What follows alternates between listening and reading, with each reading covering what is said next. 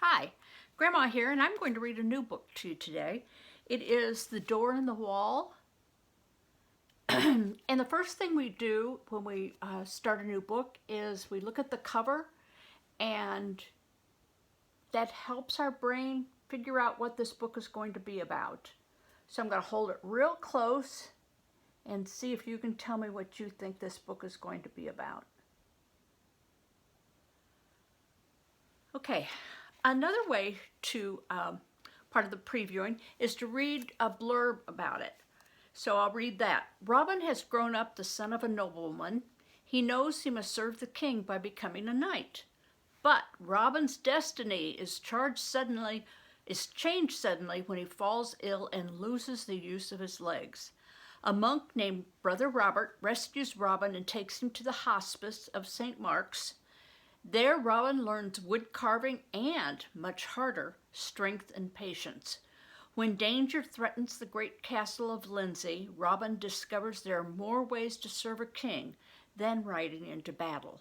As Brother Luke says, thou hast only to follow the wall long enough and there will be a door in it.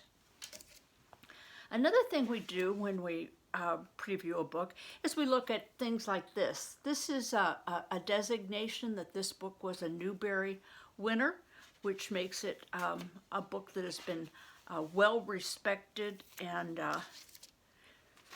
this tells you a little bit about the Newbery Award. It's an award given to children's books since 1921. This book is also different in that it has illustrations in it. So every couple of pages there is an illustration. So for instance, here's a picture of a boy on crutches in front of a door. So this picture alone tells us a lot about this story. Okay, so let's begin. The Door in the Wall. Oh, one more thing. Each time I start a book, I'm kind of focusing on a reading strategy. And the reading strategy we're going to be working on today is vocabulary. Because this takes place in medieval times, the Middle Ages, there's going to be a lot of vocabulary that we don't understand. Now, I don't think you really need to look up every word you don't understand. And so I'm going to give you some hints as to what you can do so that you're not looking up every word. Okay? All right. Robin drew the coverlet close about his head and turned his face to the wall. Okay, coverlet. If he is putting it close to his head and turning his face to the wall, then you have an idea that it's a type of cover, because we see the word cover in it. He covered his ears and his eyes, for the sound of bells was deafening. All the bells of London were ringing the hour of Nonus.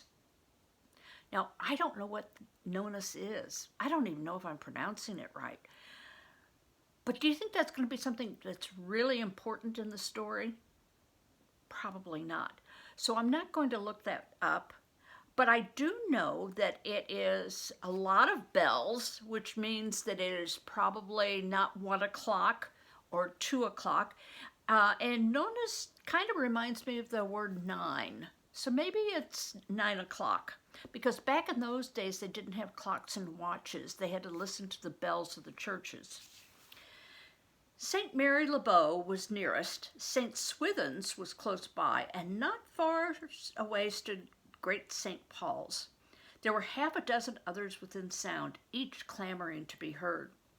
To be let out, tears of vexation started to his eyes, but he held them back, for he remembered that a brave and gentle knight does not cry.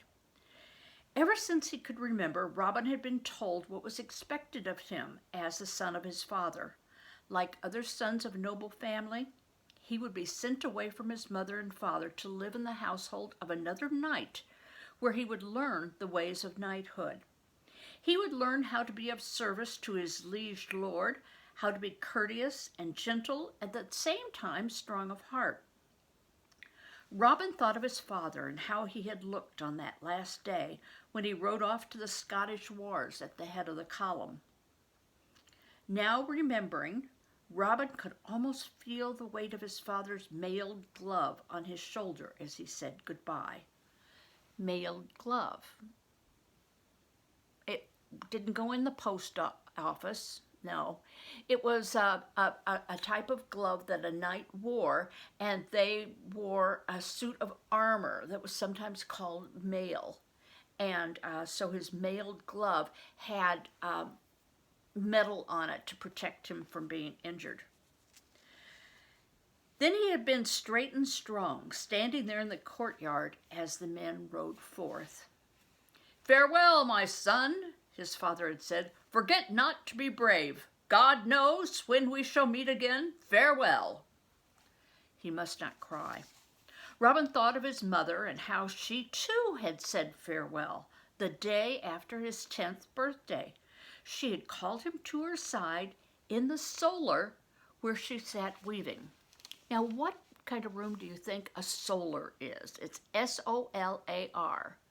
We have the word solar in English also, but this is probably a Latin word. I think it's short for solarium or a sunroom, which is a room where there's a lot of light. That's why I'm currently in my sunroom, because I have a lot of light in here. "Since your father left for the wars, it's been a comfort to have you near," she said. "But you are 10 and no longer a child to be looked after by women folk. It is time now for you to leave me. John the Fletcher will come for you in a few days and will take you to Sir Peter de Lindsay, as we have arranged. There, too, you will be away from danger of the plague, which seems to be spreading.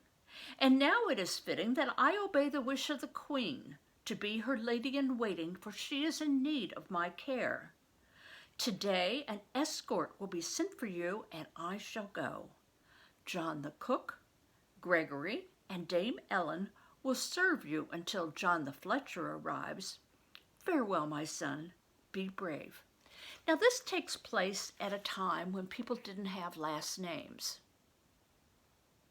So, for instance, my name when I was born was Jackie Long. That meant that at some time long, long ago, probably at the time this book took place, one of my ancestors was very tall, and because there maybe were a lot of Johns in the village, he was John the Long. All right, so we've got John the Cook, and eventually his name would be John Cook. And we have John the Fletcher, and eventually his name would be John Fletcher. Those are called occupational names. John the Cook is a cook, but what about John the Fletcher? What do you think he does? Well, I'll tell you, he is a person who makes arrows. So Fletcher looks a little bit like feather to help you remember. Continuing with the story. She had drawn Robin to her and turned away so he would not see her tears. Little did she know how much Robin would need her. For the very next day, he had become ill and unable to move his legs. That had been more than a month ago. He was cold. He wished Ellen would come to mend the fire. The bells stopped ringing, and Robin heard the boys from the brothers' school running and shouting along the street. He hoped that William or John, Thomas or Roger would come in to tell him the news. But when their voices grew faint, he knew they'd gone on past. How he wished he were with them. Even the tiresome lessons of singing and reading would be worth doing if only he could run down the street with the other boys. But he could not run. He couldn't even get out of bed. Because he was unable to see out of the wind hole, parentheses, window, Robin had learned to guess at what was going on down in the street. He knew the sound of armor and knightly equipment, for the king's men passed that way, going to and from the Tower or Westminster to joust or tournament, to parade, or on business for the king. A horse was passing now, but Robin was sure it was not of that order. It was probably the Shire Reeves horse, for above the slow clatter over the cobbles, Robin could hear the grating of runners on a kind of sled the horse was dragging. From the odor that came through the window, he would guess that Wat Hoaxter had been taken again for selling putrid fish in the market stall. Do you know what putrid means? Well, let's see if we find out. Robin chuckled. He knew that soon Wat would be standing in the stocks near the fish market with his evil-smelling goods hanging from his neck. Now, we have had two examples of the author telling you the definition of the word. The first one was wind hole, and they put in parentheses window. And the other one was putrid, and a couple sentences later it said evil smelling. Okay? Now Robin heard the sound of Dame Ellen's feet shuffling along the passage to his wall chamber. He turned to see what kind of dish she carried, but quickly looked away when he saw it was a bowl with steam rising from it. Was it barley soup? Was it a stew of rabbit? He didn't know and didn't care. The thought of it was all mixed with the sickening odor that came up with the raw wind from the street. Now you may ask yourself, why didn't he close the window? Well, that's because back in those days, they didn't have glass in their windows. That was just a slit, and that's why it was called a wind hole. It allowed the wind to come in and the light to come in, but it wasn't anything you could close unless you had a shutter. And then at nighttime, you would close the shutter, or if you were in war, you would close the shutter. Ellen's skirt brushed the bed as she leaned toward Robin. She was near enough so he could hear the creak of her starched linen coif as she peered at him to see whether he was asleep.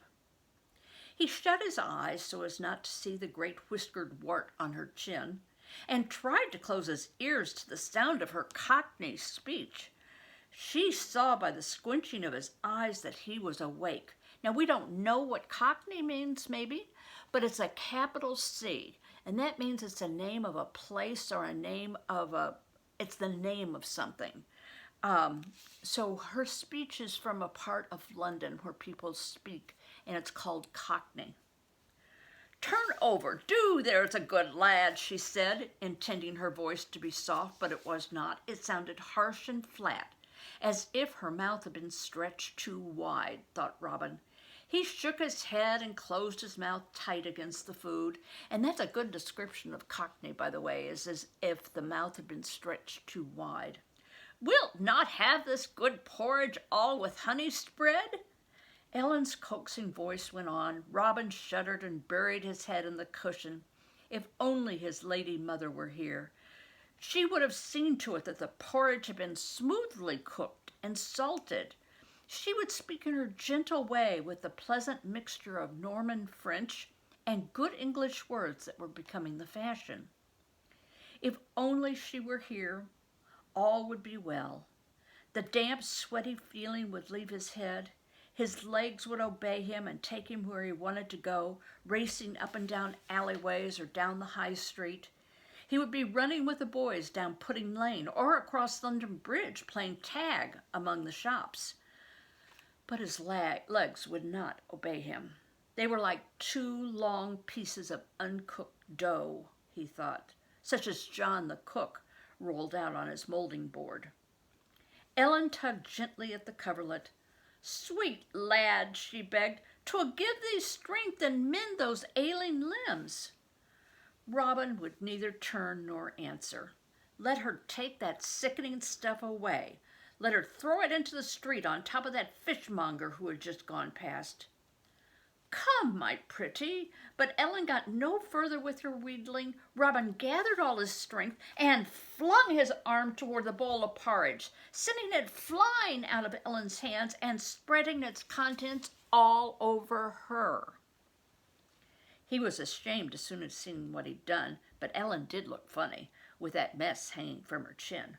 "Wicked boy!" she cried. "No more will I serve thee. Scarce able to stand have I been this day. Yet have I been faithful, but I am a free woman and can go my way. Just wait and see when more victuals are brought thee, ungrateful wretch." She burst into loud weeping and left the room, wiping the porridge off with her apron. Robin turned again to the wall. "Oh, she'll come back," he thought, "as she has done before, and she'd better bring something I like if she wants me to eat it." But she didn't come back. An hour went by, then another hour. It grew colder and colder. Robin examined for the 100th time the carvings on the hammer beams supporting the roof of the hall. Each one was an angel with feathered wings. That decorated the roof bosses and the corbels finishing the doorway. He wearied of thinking about them and wished that Ellen would come. Robin's bedchamber was off the main hall or living room of the house, in an embrasure of the thick wall. Like the hall, Robin's room was somewhat chapel-like, for the houses of this time of Edward III of England were very little different from churches, meaning they were the same, very similar to churches. Afternoon sounds came into the room. People passing along the streets to and from the shops in the Cheapside or Poultry Lane, carters carrying goods to the wharves in Thames, Bellinsgate, or Queenhithe. He heard children playing games, hoodman, blind, and hide and seek. He wished he could have been among them, because he knew a secret nook where he always hid and where he was seldom discovered. It was down Honey Lane in the angle of jutting wall near Blackfriars Entry. It was so small a space that it appeared to be no space at all. It was still his own secret. Robin tried very hard to get out of bed so he might look out the window, but he only fell back again into the pillow, exhausted from the effort. Hunger bit at his empty stomach. He was hungry enough now to have eaten the porridge Ellen had brought him. He listened, hoping to hear her footsteps in the passage, but the house was strangely silent. No sound of talk or laughter came from the hall, for most of the servants and retainers had gone either with his father, Sir John de Burford, or with his mother, the Lady Maud. Robin called for Ellen, and when he had no answer, he called for John the cook, and for old Gregory the gardener.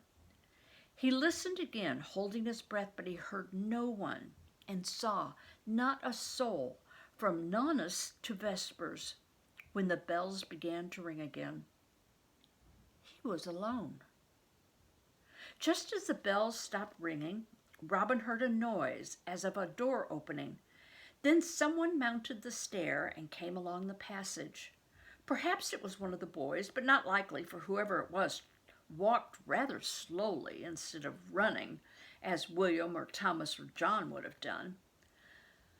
The footsteps turned toward the chamber.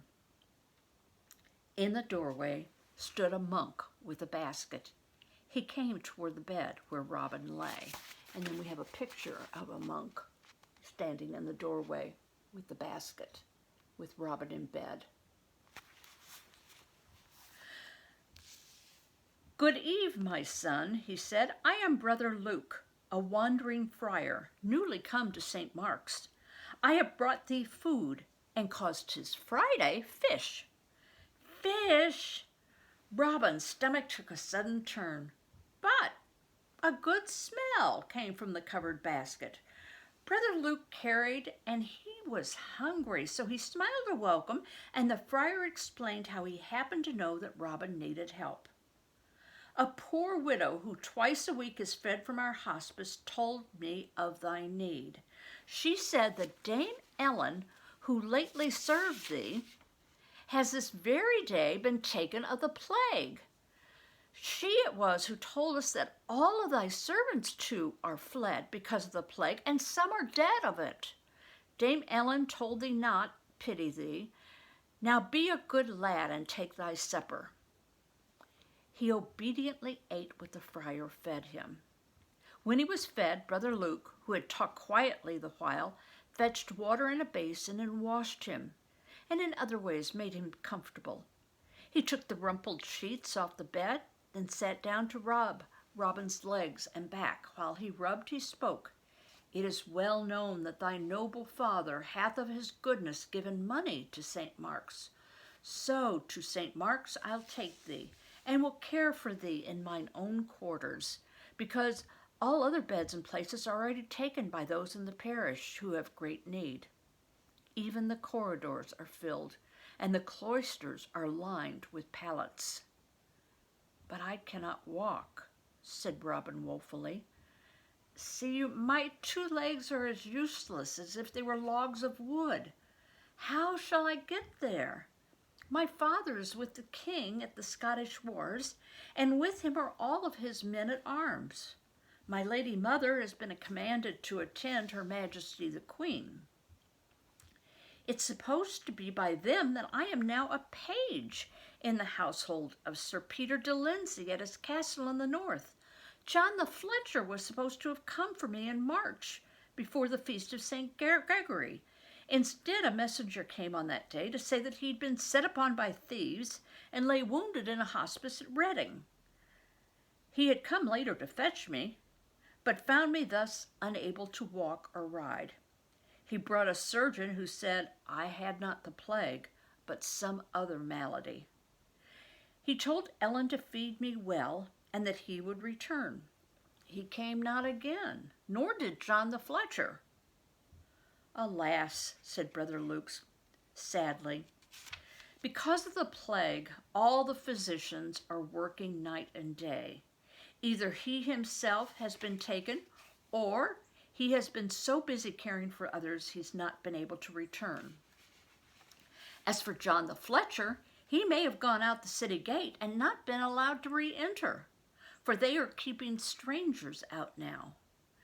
Fear not for the manner of our going to St. Mark. Tethered in the courtyard is a jennet, Jennet,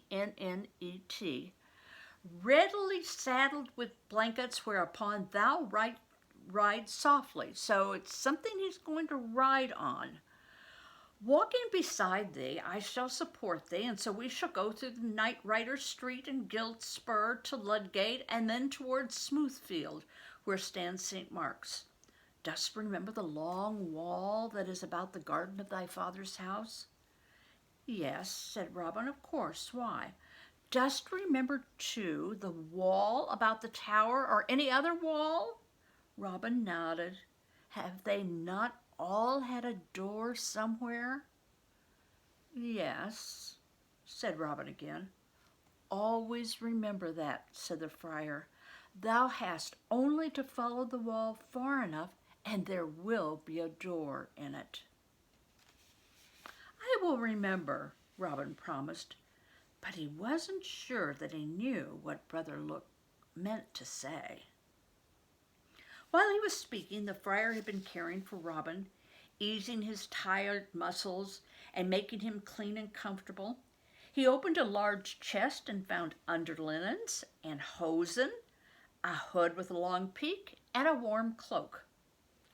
The evening damp creeps up from the Thames, said the friar, pulling the hosen over Robin's shrunken legs. So we know that hosen are something that goes on your legs, like pants, or maybe tights, it was back in those days, or leggings.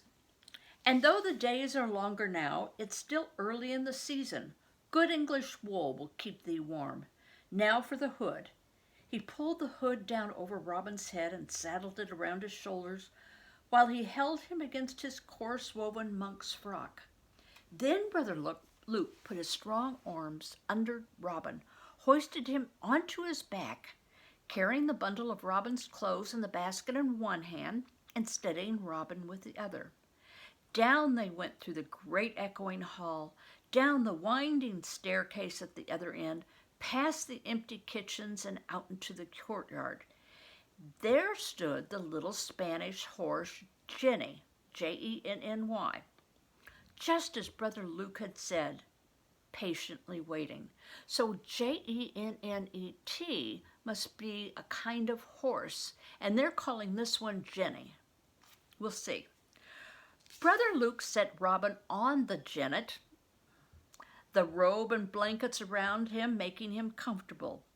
Brother Luke put a strap around Robin's waist, then ran it under the Jennet's belly to keep him from falling. He tied the bundle on at the back, and they set forth. Out through the door in the wall of the courtyard they went, into the street, Robin leaning against Brother Luke, and the Jennet picking her way sedately over the cobbles. There were not many people abroad, for it was the end of the day. Curfew was ringing as they turned up Creed Lane to Ludgate Hill, and only because the guard knew Brother Luke's habit were they allowed to pass through the city gate. Luke's habit, by then they were more than halfway to the hospice, but it was nearly dark when they reached St. Mark's and were admitted by the porter at the postern gate. "Will I go back soon?" asked Robin fearfully, for the gate had clanged shut behind him, as if it had been closed forever. "Will a message be sent to my father or to my mother?" "Oh, be comforted, my child," Brother Luke answered. "As soon as the plague is somewhat quieted in London, a messenger will be sent to thy father. Meanwhile, we shall take care of thee." He lifted Robin and carried him to his own cell and put him on a narrow cot.